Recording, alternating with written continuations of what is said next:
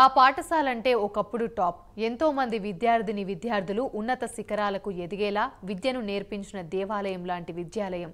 చదువు విషయంలో గత 70 సంవత్సరాల నుండి ఏమాత్రం వెనక్కి తగ్గని పాఠశాల. కానీ ప్రస్తుతం అగమ్య గోచరంగా మారిపోయింది ఆ పాఠశాల పరిస్థితి. అరకొర టాయిలెట్లు, మూత్రశాల పక్కనే భోజనశాల, కంపుతో తలలు పట్టుకుంటున్న విద్యార్థులు, ఉపాధ్యాయులు, తరగతి గదులు లేక విద్యా వ్యవస్థ అంతా ఆగమాగం. పరద చాటున పాఠాలు. ఆ పాఠశాల సమస్యలపై మీ ప్రైమ్ నైన్ స్పెషల్ ఫోకస్.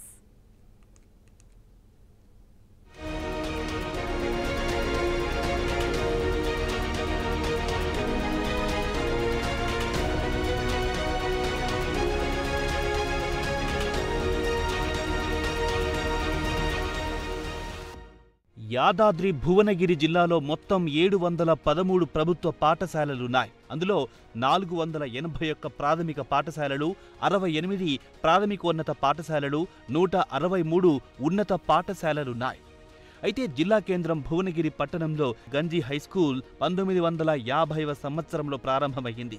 ఈ పాఠశాలలో చదువుకున్న ఎంతో మంది విద్యార్థులు ఉన్నత శిఖరాలకు ఎదిగారు. కానీ ప్రస్తుతం పాఠశాల పరిస్థితి ఘోరంగా తయారయ్యింది.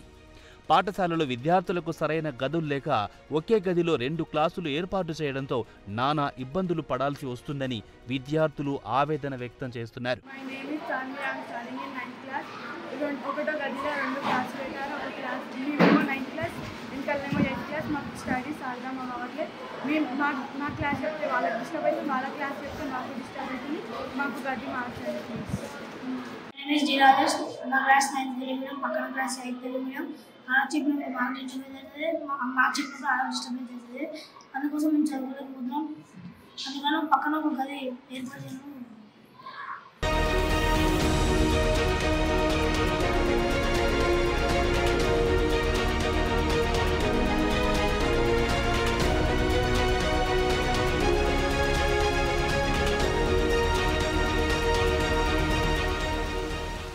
ప్రాథమిక పాఠశాల, ఉన్నత పాఠశాలలో కలిపి మొత్తం దాదాపు 500 మంది బాల బాలికలున్నారు.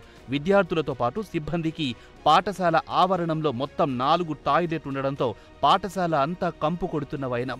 మూత్రశాలల పక్కన భోజనశాల ఏర్పాటు చేయడంపై సర్వత్రా విమర్శలొస్తున్నాయి. పాఠాలు చెప్పే ఉపాధ్యాయులు, విద్యను నేర్చుకునే విద్యార్థులు ముక్కుకు బుక్కులు మూసుకోవాల్సిన పరిస్థితి వచ్చింది. విద్యను నేర్పించడంలో భువనగిరిలోనే ముందంజలో ఉన్న పాఠశాలలోని మూత్రశాల నుంచి వచ్చే దుర్గంధంతో పక్కనే భోజనశాలలో వండే మధ్యాహ్న భోజనాన్ని తిని చిన్నారులు రోగాల బారిన పడుతున్నారని తల్లిదండ్రులు ఆవేదన వ్యక్తం చేస్తున్నారు.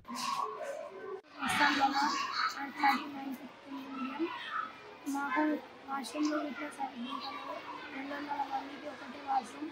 పక్కకి లంచ్ ఇట్లా పెడతారు, అలా స్మెల్ చేస్తారు, తినబుద్ధి కాదు, దయచేసి ఇట్లా సాఫ్ చేయండి.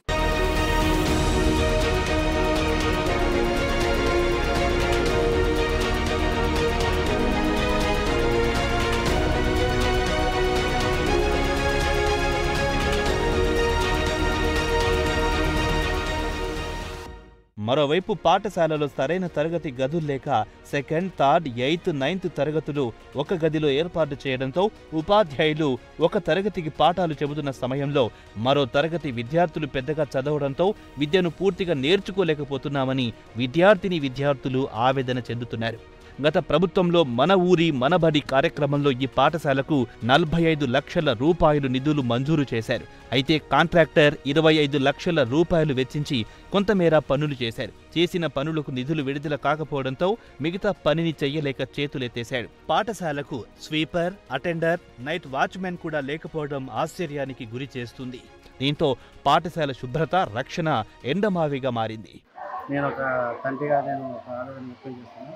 మా పిల్లలు ఇక్కడ ఉంటారు, ఇంకా నేను వేరేవాడిని బయట ప్రైవేట్లో చదివించలేకపోయింది, ఇలా చదివిస్తున్నాను. కాబట్టి పక్కన వంటశాల, పక్కన బాత్రూమ్ చాలా ఇబ్బందిగా ఉంది. అందులో గోడ బయటనే చెత్త చెదారము, ఆ దోమతో పిల్లలు చాలా ఇబ్బంది అవుతుంది. దీన్ని పట్టించుకుని ఉదయాలైనా ఎవరైనా పట్టించుకొని కొంచెం నీట్గా చేసి మెయింటైన్ క్లియర్ చేయాలని నా యొక్క మనవి.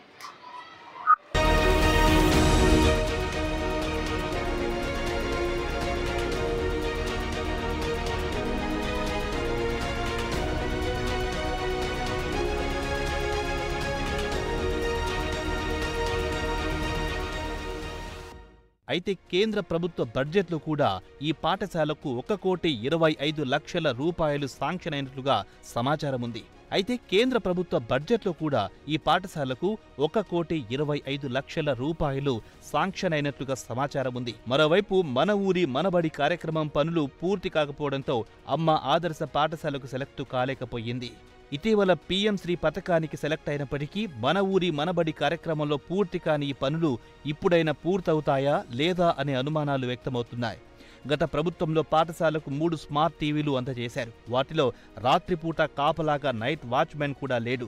పాఠశాలకు సరైన డ్రైనేజీ వ్యవస్థ కూడా లేకపోవడంతో ఇబ్బందులు పడాల్సి వస్తోంది. గతంలో మున్సిపల్ అధికారుల దృష్టికి తీసుకెళ్లినా కొంతమేరకు డ్రైనేజీ సమస్యను పరిష్కరించినప్పటికీ సరైన నిర్వహణ లేకపోవడంతో డ్రైనేజీ సమస్య పూర్తిగా సమసిపోలేదు. ఎవరైనా అకస్మాత్తుగా పాఠశాలకు వెళితే చాలా కంపుతో ముక్కులు మూసుకొని సైలెంట్గా వెనక్కి రావాల్సిందే.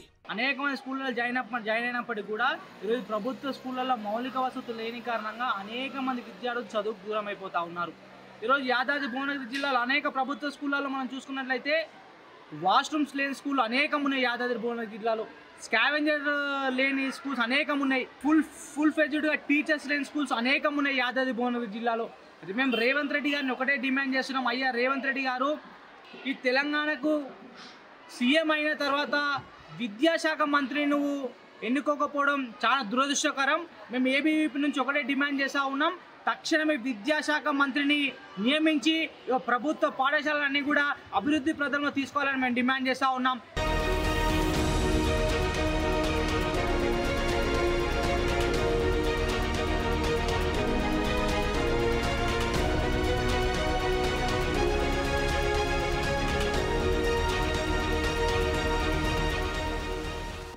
గతంలో దివీస్ వారి సహకారంతో 2 మంచినీటి కేంద్రాలు పంపిణీ చేసినా కూడా అవి పూర్తిగా చెడిపోవడంతో ఇటీవల ఓ దాత సహాయంతో ఏర్పాటు చేసిన ఓ మంచినీటి కేంద్రంతో కాలం వెళ్లదీస్తున్నారు.